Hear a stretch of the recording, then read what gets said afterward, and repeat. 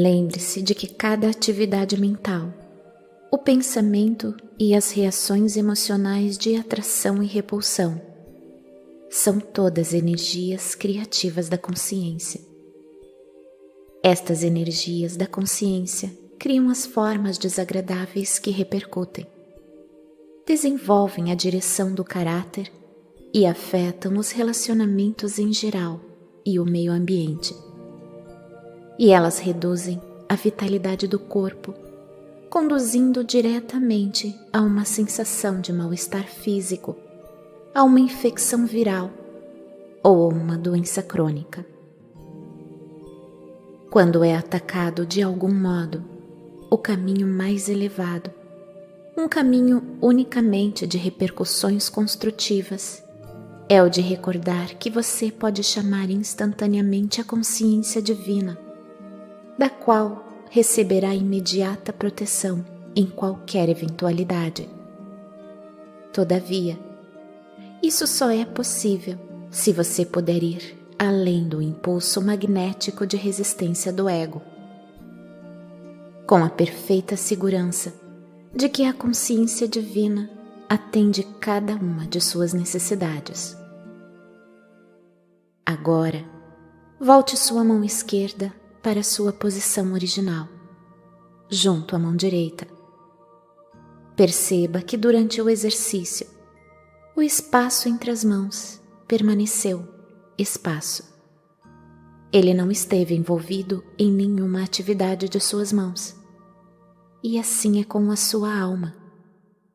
Quando seu ego está ocupado, segundo após segundo, sempre e para sempre em alerta para realizar as suas necessidades e para defender você de qualquer aborrecimento, a consciência divina de sua alma fica oculta, ainda que esteja sempre em seu interior. Quando estive na terra, falava com as pessoas sobre o reino dos céus.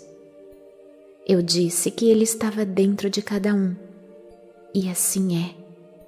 É a sua alma. É a morada do equilíbrio da consciência divina que deu para você o ser como futuro homem ou mulher. Desejo muito poder depositar em sua mente uma visão mais ampla de sua fonte de ser, para que você possa perceber com um pouco mais de clareza o seu começo, de onde você veio. Você também deve compreender que sempre que pronuncio uma palavra para descrever aquele que verdadeiramente não é conhecível, eu mesmo estou nas mais altas frequências infinitesimais de vibração, no limite do grande equilíbrio universal, de onde todas as coisas retiram o seu ser e sua forma. Se eu falar de uma montanha, uma imagem virá à sua mente. Porém, você não conhecerá a imensidão de sua estrutura, a resistência de sua rocha, os seus barrancos, picos e cavernas, a neve que a cobre a cada inverno, as cascatas caindo em mananciais quando se derretem as geleiras. Para que você tenha um vislumbre da grandeza da montanha, eu teria que entrar em uma descrição detalhada de cada canto e recanto. E mesmo depois da explicação verbal mais detalhada, você teria somente uma imagem mental para sua inspiração. Você ainda não conheceria a montanha. Se eu falar de um furacão, posso trazer à sua mente a imagem das árvores dobrando-se em direção à terra, arqueadas pelos fortes ventos, os muros desmoronando, as vigas quebrando, os ladrilhos e telhados voando, janelas destroçadas, carros virados e grandes árvores arrancadas.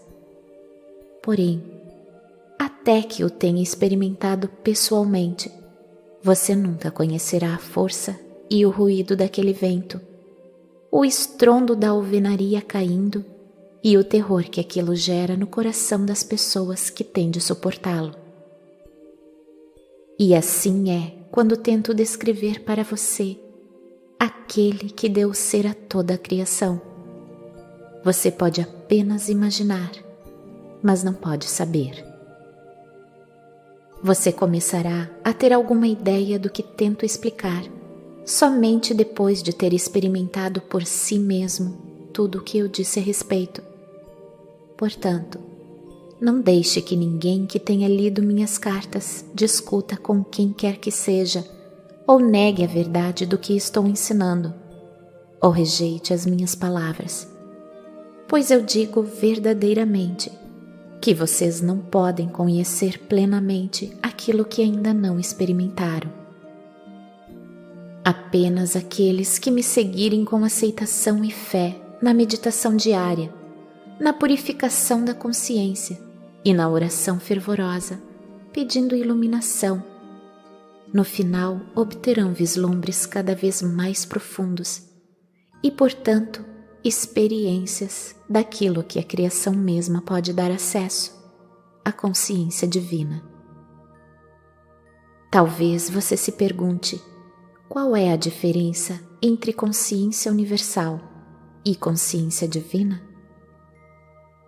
A consciência universal é o reino universal do espaço, onde ninguém pode entrar ou acessar, uma vez que ele permanece em um estado de equilíbrio e de energia autônoma. A consciência divina é a reunião dos impulsos originais dentro da consciência universal, que foram liberados para converter-se na atividade e na substância da criação no momento do Big Bang. Impulsos se dividiram na explosão e então se reuniram no estado de mútua retenção. Estavam destinados a trabalhar para sempre no reino criado, separadamente, se manifestando como energias, ou em conjunto, retidos em equilíbrio. É somente nesse reino da consciência divina que a ciência pode penetrar. Talvez o parágrafo seguinte explique isso com mais clareza. Consciência universal, personificação dos impulsos universais, impulso da vontade de criar em mútua retenção com propósito de experienciar a si mesmo, impulso da inteligência em mútua retenção com amor, impulso da vontade inteligente em equilíbrio com propósitos amorosos. Tendo dado esta descrição da consciência universal em palavras intelectuais, você não estará mais perto de poder apreciar a sublime magnificência e grandeza do poder, nem da beleza, nem da alegria, da harmonia, do êxtase contido na cor e som, muito além de sua dimensão. Somente nós que ascendemos nas frequências vibratórias de consciência até os portais ou limites do equilíbrio da consciência universal é que experimentamos e podemos irradiar, sem desejar realizá-lo, o êxtase da autoconsciência do verdadeiro potencial, a maravilhosa alegria da realização pessoal, sem levantar um dedo. Uso este último termo como uma metáfora, uma vez que, mesmo mantendo a minha individualidade, sou ativo apenas em consciência e já não sou de nenhum modo físico. Não tenho sido desde a minha contínua ascensão espiritual em outras dimensões, depois de minha morte na cruz. Talvez você se pergunte como é possível que impulsos universais tão enormes estejam em um estado de equilíbrio. Eles estão em um estado de igualdade e mútua retenção. O impulso do amor atrai e nutre, sustentando e mantendo sob controle a vontade criativa e ativa. Só posso explicar esse fenômeno usando estes termos simples. Se colocar a palma de uma mão em cima da palma da outra, com as pontas dos dedos de cada mão tocando o pulso da outra mão, e tentar separá-las, ao mesmo tempo que as mantém firmemente apoiadas uma sobre a outra, terá alguma ideia do significado de equilíbrio ou retenção mútua. Além disso, você deve compreender que, ainda que as mãos estejam aparentemente expressando um fenômeno físico, na realidade são governadas e expressam impulsos que se originam em seu cérebro. Seu cérebro pode ser o veículo para expressar ideias conscientes, impulsos, mas na verdade, o impulso é a realidade de todo movimento de todo tipo, e não o cérebro físico, que é simplesmente um instrumento de expressão de tais impulsos. Tenho trazido a você apenas uma narração intelectual da consciência universal. Como posso descrever para você o poder latente, a magnificência da reverência, o êxtase, a felicidade radiante, o absoluto estado de satisfação, paz e harmonia de seu ser? Ainda que você possa contemplar e compreender que desta imensidão de consciência o universo inteiro tomou vida e forma, você não poderia perceber mais que um elétron da vasta, incomensurável, alegre realidade que é a consciência universal. Para compreender integralmente a natureza da criação, as razões pelas quais o ego funciona, como o faz e por que as entidades criadas sentem os impulsos que sentem, deve-se entender que a natureza e a qualidade da consciência universal são alegria radiante, realização, felicidade.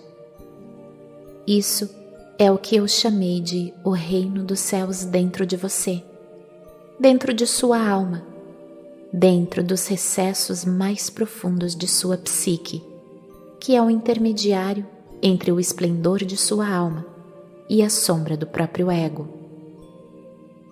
Voltar a esse estado transcendente de glória, beleza, felicidade e harmonia do ser é o anseio mais profundo de sua alma. Esse anseio constante, essa recordação inata e inconsciente de equilíbrio e paz, felicidade e harmonia, é o que impulsiona o ego, através da psique, a manipular o ambiente em seu favor. Seu firme propósito é o de trazer você de volta ao estado original de glorioso êxtase do qual se formou sua alma, seu ser e sua forma. Porém, o ego pode conquistar a alegria e prazer desejados somente por meio dos dois impulsos magnéticos emocionais de ligação-rejeição, que são apenas impulsos materializados para dar a você a sua individualidade. Portanto, o anseio inato de reunir-se à fonte do ser se experimenta nos parâmetros eletromagnéticos do pensamento e do sentimento como mais e mais daquilo que deu a você uma sensação prazerosa anteriormente. Mais amigos, casas, carros, roupas e etc. Cada vez que o mais é conquistado, isso provoca uma pequena sensação de satisfação, talvez uma exibição perante os vizinhos para enaltecer a felicidade. Marca-se um ponto e tem-se um pouco mais de satisfação. E logo a novidade passa, a nova posse se torna trivial, os sentidos se acalmam novamente em equilíbrio e começa o cansaço mental. A rotina se torna monótona e aborrecida. Para gerar um pouco de vida, o ego encontra outro objetivo a ser alcançado para proporcionar excitação e prazer.